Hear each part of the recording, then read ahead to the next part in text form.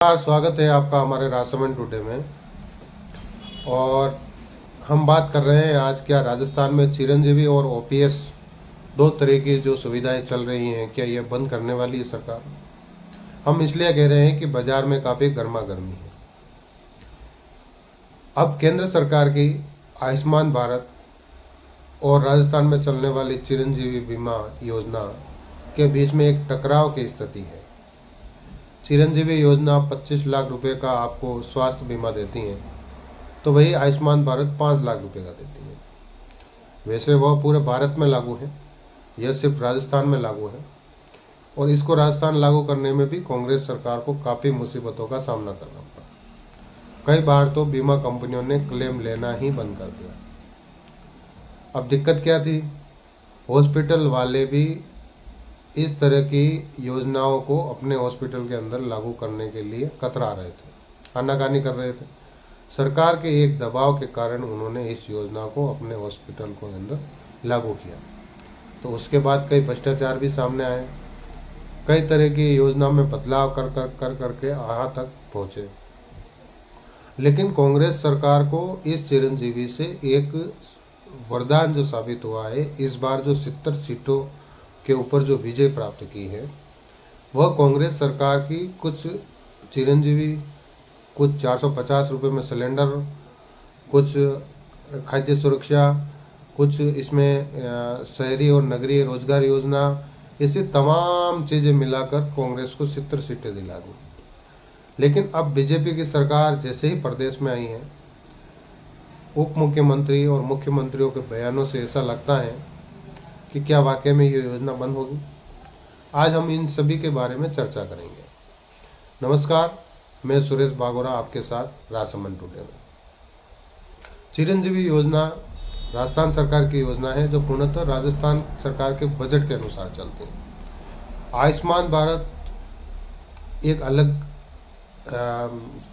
जो योजना है वो केंद्र सरकार की है और इसमें 50-50% राज्य और केंद्र को दोनों मिलाकर ये साथ में चलती है। जब राजस्थान की बारी आई तो राजस्थान में कांग्रेस सरकार थी, तो कांग्रेस सरकार से पूर्व जो सरकार थी वो बीजेपी सरकार, वसुंधरा राजे की सरकार थी। और उस दौरान जो भामाशाह कार्ड भाजपा ने लॉन्च किया था, उसमें 5 लाख रुपए का स्वास्थ्य बीमा था। लेकिन जैसे ही कांग्रेस सरकार बनी और इसको 25 लाख रुपए तक लेकर आ गई।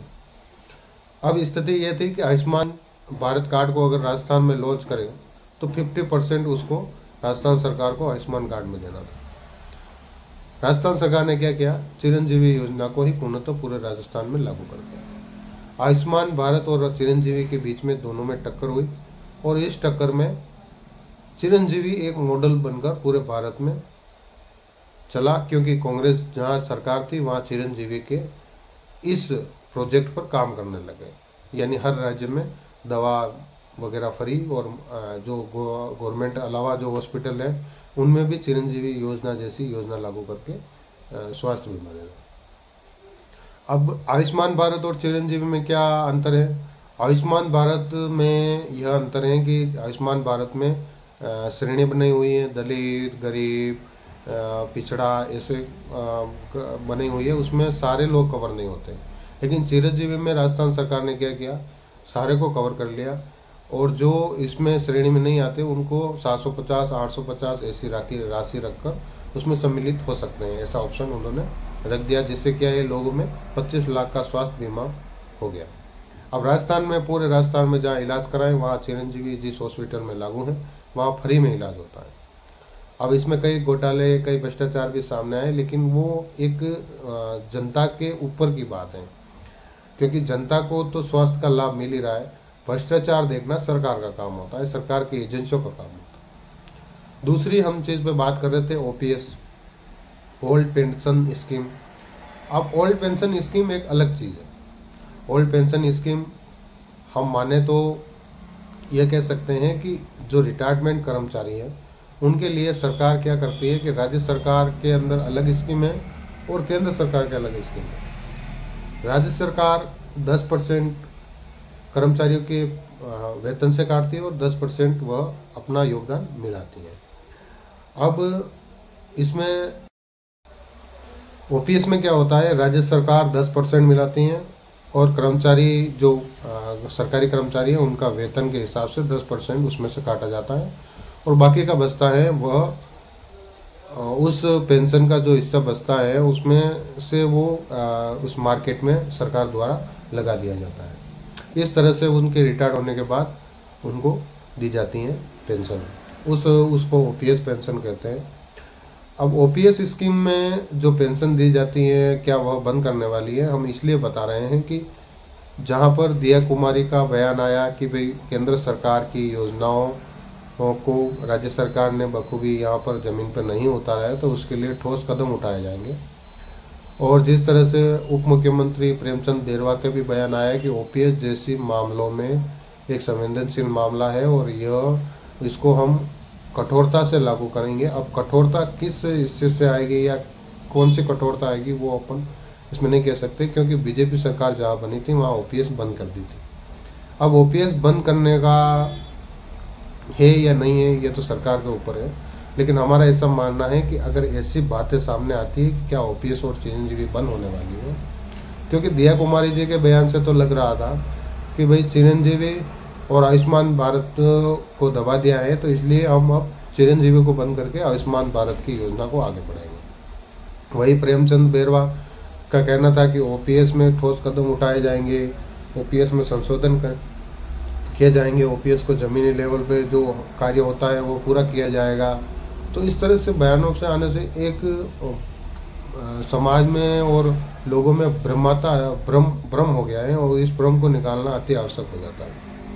तो हम बात कर रहे थे कि भाई इस तरह से अगर ओपीएस और चिरंजीवी बंद हो जाती हैं तो क्या वाकई में इसका नुकसान बीजेपी को उठाना पड़ सकता है? जी हाँ, उठाना पड़ सकता है, क्योंकि इन दोनों ही योजना और इनके साथ जो जुड़ी हुई सारी योजनाएं उससे कांग्रेस ने 70 सीटें प्राप्त की।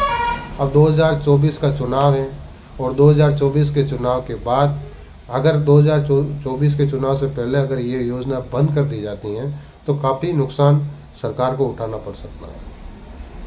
अब सरकार की तरफ से एक नोटिफिकेशन आदेश ऐसे जारी कर देना चाहिए कि भाई क्या वाकई में चिरंजीवी और ओपीएस जैसी सुविधाएं बंद कर दी जाएगी या नहीं कर दी जाएगी, क्योंकि जिस तरह से भ्रामक खबरें चल रही हैं और उसकी पुष्टि तक नहीं है और समाज में ऐसी खबरें चल रही हैं कि क्या ओपीएस और चिरंजीवी बंद हो जाएगी, तो इस बारे में हम थोड़ा यह कह सकते हैं कि अभी सरकार के द्वारा कोई ऐसा आदेश नहीं है, लेकिन कुछ बयानों की वजह से एक आकलन निकाला जा रहा है कि क्या चिरंजीवी बंद कर सकते हैं या ओपीएस बंद कर सकते हैं। हम इसका कतई ये नहीं कहते कि चिरंजीवी और ओपीएस बंद है, लेकिन जिस तरह से बयान आए हैं और बयान चल रहे हैं राजस्थान में तो उससे ऐसा लग रहा है कि पिछली सरकार की जो योजनाएं हैं उनमें कुछ संशोधन और कुछ को बंद कर सकती हैं। तो मैं इतना ही। अब आप जुड़े रहिए हमारे राजसमंद टुडे के साथ, सब्सक्राइब और लाइक ज़रूर कर दीजिएगा। ऐसे ही राजस्थान की तमाम खबरें हम आपके सामने लाते हैं।